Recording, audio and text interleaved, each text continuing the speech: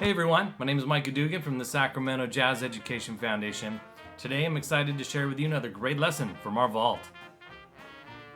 In this video, I'm going to show how you can start improvising today. This is one of my favorite lessons to teach to my younger students who have had no experience in improvising before.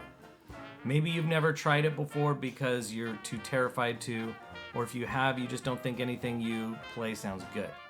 We're going to give you a step-by-step approach, build your confidence, give you a safe space to be creative, expand your rhythmic vocabulary, and build your oral training skills as well. You might think you have to be a very experienced or advanced musician to start improvising, but in this lesson all you need is the first 6 notes you likely learned in a typical band program and a willingness to try new things.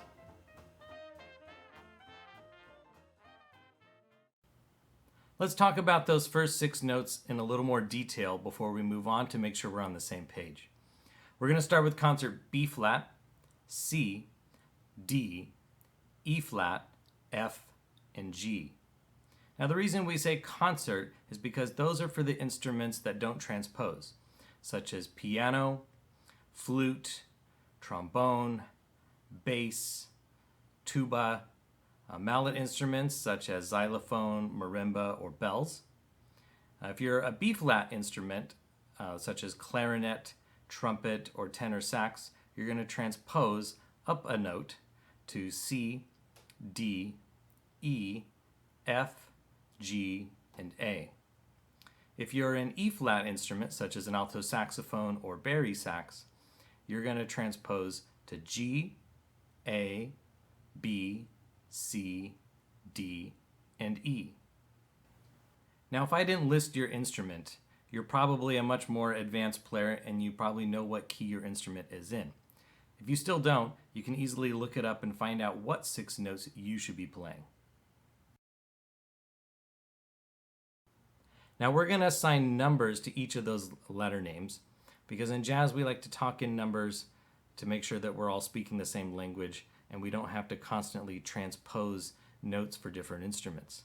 So we're going to assign concert B flat to scale degree 1, and then we're going to go concert C to scale degree 2, concert D to scale degree 3, concert E flat to scale degree 4, concert F to scale degree 5, and concert G to scale degree 6.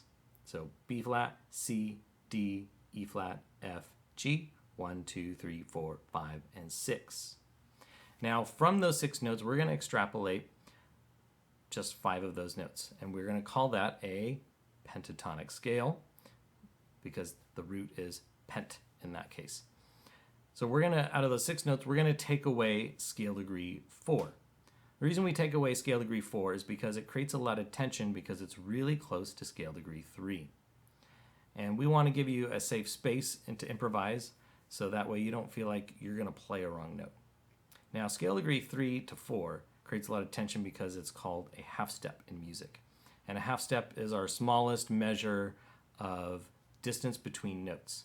And you probably have heard this interval before if you've ever watched the famous movie Jaws. So if I went from scale degree 3 to scale degree 4, it would sound like this. Okay, so that's what a half step would sound like. Now, if you already know your major scale, we also take away scale degree 7 for this very reason because it's a half step away from scale degree 8 and can create a lot of tension if it's not used in the proper way. So in review, we're going to use scale degree 1, 2, 3, skip 4, go to 5, and then scale degree 6.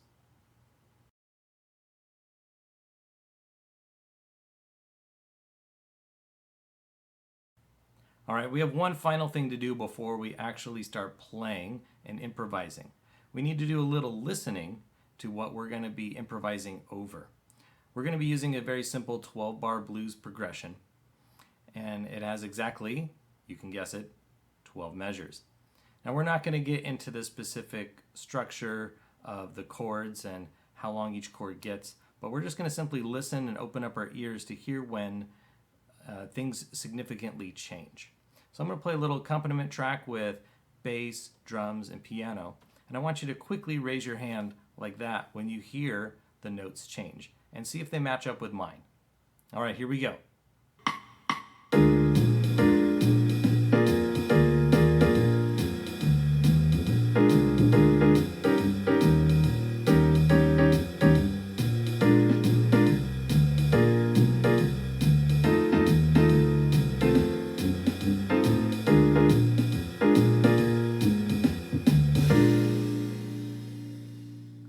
How'd you do? If you did great and it matched up exactly, then you're ready to move on. If you didn't do so well, then go back and repeat this until you feel really comfortable about where those changes are happening. All right, we're ready to start improvising. Now, we're not going to use all 5 notes right away. Remember, we said this is going to be a step-by-step approach. Because if you're a younger musician and just beginning to improvise, 5 notes can feel like a lot. So we're going to start with just 2 notes. We're going to use scale degrees 5 and 6 to start improvising because they're going to sound really good over our 12-bar blues progression. You're not going to find any notes that are going to be like, that doesn't sound good. You're going to really feel good about what you play. And I want you to use your ears and hear how each of those different notes sounds for each chord. The great thing about this exercise as well is it really forces you to expand your rhythmic vocabulary.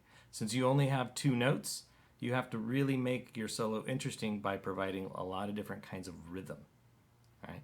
One of my mentors and colleagues, Mr. Craig Fagnani, who is also doing some lessons on this YouTube channel, he liked to refer this as note jail. Sometimes it was 3-note jail or 4-note jail or 5-note jail, but the idea is that you kind of constrain what you can do, and that will really help open up your ears of what you're playing and expand your rhythmic vocabulary. All right, here we go. I'm going to play an example using scale degree 5 and 6 over that progression.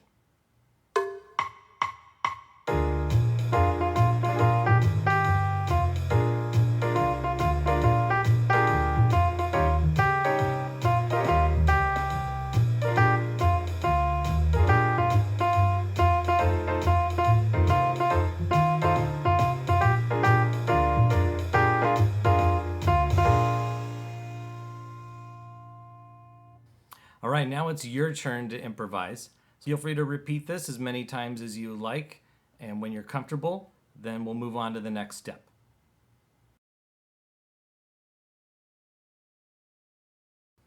All right, now we're ready to add in scale degree 3. Adding this note in is going to help a lot in making our solos more interesting, and you'll find that a lot of your patterns will sound very similar to a lot of folk songs that you might have already learned in your band book, or maybe you've sung them before in general music class.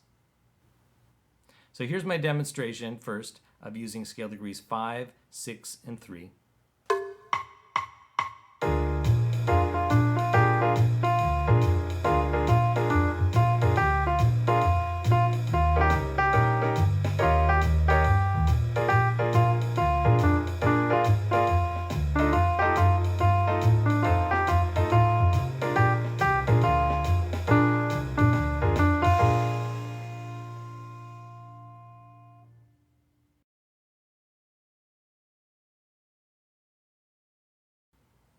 All right, now that you're comfortable with scale degrees 5, 6, and 3, we're going to add in scale degree 2. So I'm going to demonstrate first for you to give you some ideas, and then you'll get a chance to do it after.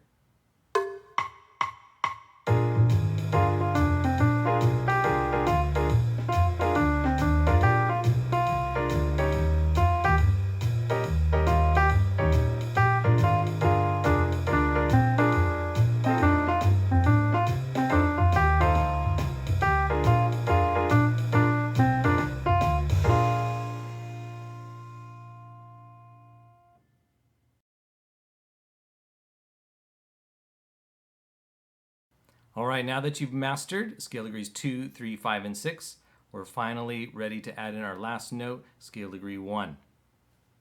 So I'm going to demonstrate for you all 5 notes, and then you'll get a chance to do it after. And again, feel free to repeat this as many times as you like, because we're going to have one final step to really make your solos more interesting.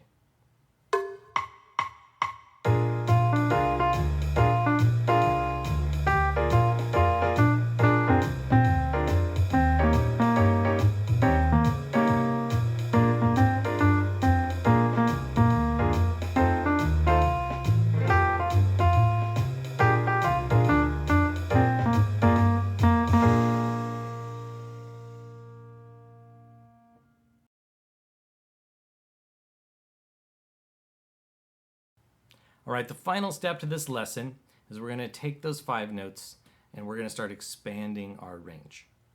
Okay? By being able to play lower notes and higher notes of the same letter name, it's really going to add a lot of variety to our solos and make things more interesting. If you're a piano player, right away the options are quite abundant. Also, if you're a guitar player or bass player, it's pretty easy to expand your range as well. Now, if you're a beginning woodwind or brass player, your range might be a little more limited based on your ability and the experience you have. But if you've been playing for at least a year, you should be able to go at least a couple letter names below and a couple letter names above and really start making things more interesting. So I'll demonstrate for you first, and I'm not going to go too crazy, so that way beginners or those with a limited range can get an idea of what they can do. For my last demonstration and your turn to do it, we're actually going to do the 12-bar blues form twice through to give you more opportunity to expand your ideas and have some more fun with it.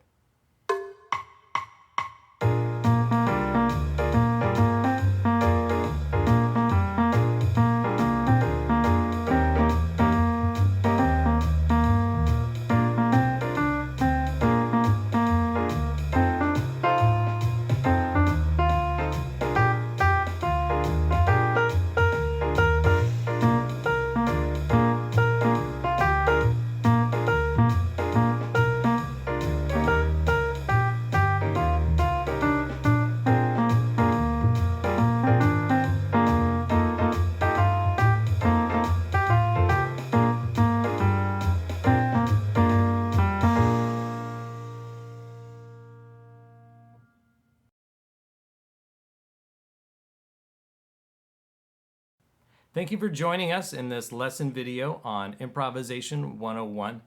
We hope you enjoyed it, you gained a lot of valuable knowledge, and most importantly, gained some confidence in your ability to create. If you have any questions, comments, please leave them in the section below, and we'll get back to you.